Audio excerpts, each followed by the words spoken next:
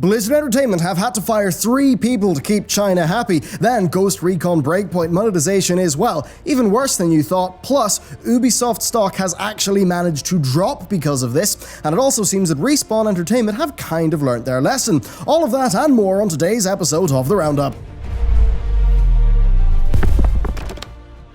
Hey everyone, and welcome back to another Roundup episode. It's been another busy weekend for gaming news, but before we get started, as always, be sure to like, subscribe, and ring that bell. It's very important for the YouTube algorithm. Okay, let's get going. So first up, Blizzard. In the most recent Hearthstone Grandmaster tournament, where 16 of the best players from the Asia-Pacific region play weekly duels to determine who is best, Hong Kong player Blitzchung emerged victorious. Following a victory in his match on Sunday, Blitzchung appeared on the Taiwanese Hearthstone stream wearing a gas mask and goggles. The casters, clearly knowing what was going on, seemed to have said something to the effect of, "Say your 8 words." And then they kind of hid under the table giggling. Then Blitzchung said, "Liberate Hong Kong, revolution of our age," into his webcam. Now the 2 casters in Taipei, they were ducked under their desks in response, and they pretty much said, "Okay, that's it, Blitz bro," and then the interview ended. Now also note that in this situation, Blizzard did fire the casters, judging them culpable in his protest.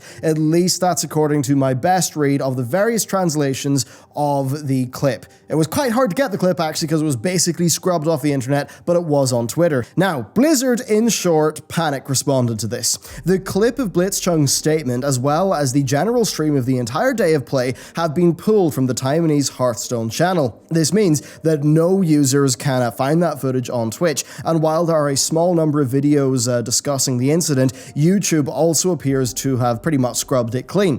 That said, it does still seem to be doing the rounds on Twitter and Reddit, with Slasher's tweets really getting out there and actually having Blizzard be trending on Twitter. Now, a media purge is one thing, but Blizzard went further by removing Blitzchung from the Hearthstone Grandmasters with immediate effect. They also rescinded his prize money and have suspended him from professional play for 1 whole year following his interview.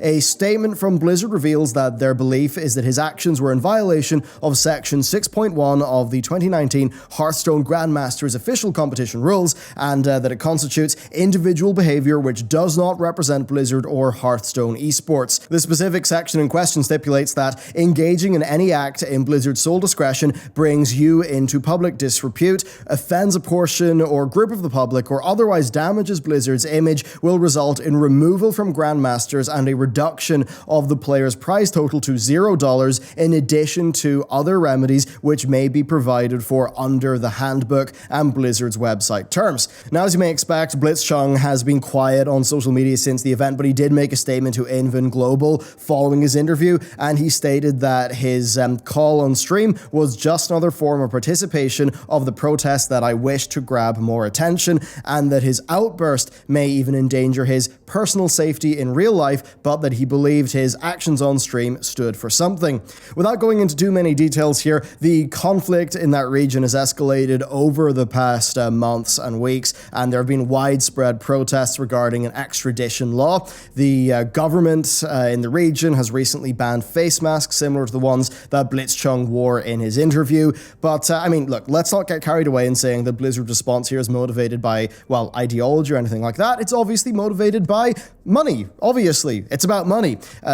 China's a huge market for video games with over 600 million players spending nearly $38 billion in 2018. The Chinese conglomerate Tencent even owns a 5% stake in Activision Blizzard, which is kind of funny because NetEase are working with Blizz on Diablo Immortal. But because of this, Blizzard are obviously extremely wary of anything that would hurt their appeal in that region. Now, specifically censored versions of titles such as Hearthstone and World of Warcraft and Overwatch are actually distributed in China, and those versions of the game remove references to things like necromancers in order to appease the country's ideals and to obviously bring in the money. And actually on that, Taiwan isn't even allowed to be called Taiwan in the Overwatch World Cup. It's actually referred to as Chinese Taipei, of course, for the purposes of acquiescing to the mainland's continued insistence that Taiwan is indeed a part of their country rather than a separate entity. Taiwanese players are also not allowed to use their own national flag. It's a pretty crazy story that shows the extent of China's influence on entertainment. It's a huge market. It's only going to be getting bigger because of the massive population and the sort of enlarging middle class. And apparently there's enough clout there to overcome, small things like freedom, speech, democracy. it's requiring American companies to do a 180 on their nation's founding principles, or even, just staying impartial on topics such as state-sponsored violence. The NBA recently apologized, as an example, for the Houston Rockets general manager Daryl Morey's tweeting in support, for the protests, presumably because sponsors were just breathing down their necks. I mean, hell, South Park was recently scrubbed from the internet over there, following a recent episode's criticism of the country. And I'd originally planned to quote a line from South Park, but, rather funnily, if I did that, it might actually cause this video to be suppressed, so I'm not going to do that. Still though, you can't defeat memes, so be sure to spread everybody's favorite honey-loving bear across the land.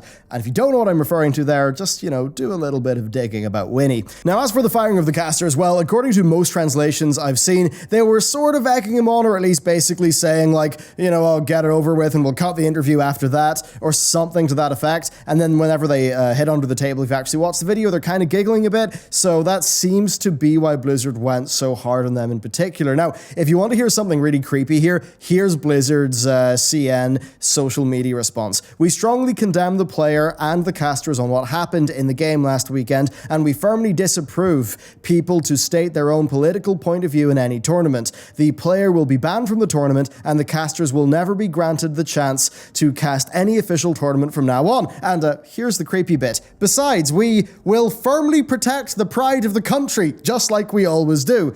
Yes, that was said by a US company. It's a bit creepy, isn't it? Anyway, moving from one money story to another microtransaction one, we've got Ghost Recon Breakpoint. Now, I know that the Ghost Recon topic's not done super well on the channel, but I really do recommend that you keep on listening because I think this is important and it's something we may see happen more. Ubisoft, of course, have managed to find a new low. So we talked in previous reports about how widely spread the monetization in Breakpoint was. Every item in the game has an in-game currency cost, and there are a couple of different currencies to get your head around here. So the first is Skell credits. This is just the in-game currency that you get by, completing missions, killing enemies, things like that, just generally playing the game. Now, Skell credits can be purchased on weapon modifications and a small range of cosmetic items. Then next, you've got Ghost coins. These are the premium currency for the game, and they are used for higher level upgrades. Now, originally, they could be spent on a wider array of time savers, but they have since reined that in. But here's the sort of crazy thing. Everything in Ghost Recon Breakpoint has a Skell credits price. Players can acquire Skell credits, though, by spending Ghost coins. And this means that players can acquire Ghost coins by spending their real-world money. And because of this, well, a number of commenters online have rightly noted that not only is the multitude of currencies kind of hard to comprehend off the bat, but it, basically means that you see everything in terms of its real-world cost. I believe it was Polygon's article that said that, and I absolutely agree with them. Games with multiple currencies often do that in order to segregate, their unlockables, right? Normally, you've got a basic currency that it's your go-to for purchasing new things in the game, like weapons and attachments, but the premium currency is, for premium things like cosmetics. But in this case, with premium currency being able to be turned into regular currency, it means that, the red dot sight for your weapon, the suppressor, the extended mags, they all have a real world dollar value now, and that is crazy. Just having the ability to trade in premium currency for basic currency in a full priced console PC game, that is absolutely insane. That is what you expect from mobile games. Seeing that happen is just terrible. If anything, overloading the game with all of these different currencies which play together in different ways just seems like a concerted attempt on the part of Ubisoft to outright, seemingly confuse players and then, hope they drop their wallets on this. Thankfully, though, we've seen the game be resoundingly thrown in the bin, and not just from audiences. We've seen major outlets give it 1 star, give it 40 out of 100. Thankfully, it seems that most of gaming, both media and consumers, are just fed up with what's happening here. Then Ubisoft stock, thankfully, has taken a hit as well, with it dropping over €5 per share from 67.2 to a low of 62.2, with today it dropping to a low of 58 in the early trading. That's over a 10% drop, so it's very interesting to see markets respond to the players' response to their cash grabbing. Clearly, the response is to the point where this game is being seen as a failure, and I've got to wonder what its sales figures will end up being, and if they will cause a further stock drop. Overall, I think it's quite nice to see them get what they deserve from the markets. They have been so cynical towards their customers that their customers have pretty much said no, and the markets have realized this. So, certainly an interesting situation. Next up, though, a few quickfire topics. So, a few videos ago, we reported on the very public battle that Frogwares were having with with their former publisher, Focus Home Interactive. The developer had many of its titles removed from sale thanks to the end of their publishing agreements, and while the games were mostly removed on Steam, they were all but scrubbed from console marketplaces. Now, I'm sure there's a lot of details between those two companies that just aren't public at the minute, but it seems like there has been some progress though, as Frogwares have managed to release much of their back catalogue to GOG.com and have also done a sort of celebratory sale about it, and also their highest rated Sherlock game has been saved on Steam, so a good update there. Then next, Apex Legends has a new Halloween Fight or Fright event come up, and with it we've got the return of heirloom items. Now, with the travesty caused by the Iron Crown event still fresh in many players' minds, it's important to note that some changes have been made. I'm sure it won't perfectly make everybody happy, but it is progress. So all 24 new event exclusive items will be available for direct purchase, obtained through crafting, or unlocked through the Apex packs. Now, this is a far cry from the previous event where the exclusive skins were only available through like a special event specific loot box, and then also with the previous Iron Crown event, basically it saw players having to purchase all of the loot boxes in order to have the option to purchase the Bloodhound heirloom, which meant it was just stupidly expensive. But this new event sees Lifeline's heirloom be free once you've unlocked the 24 event items. So look, I mean, it's still kind of expensive to the point where it just kind of grosses me out a bit, but I suppose as far as free plays go, it is progress, and it's good to see them take community feedback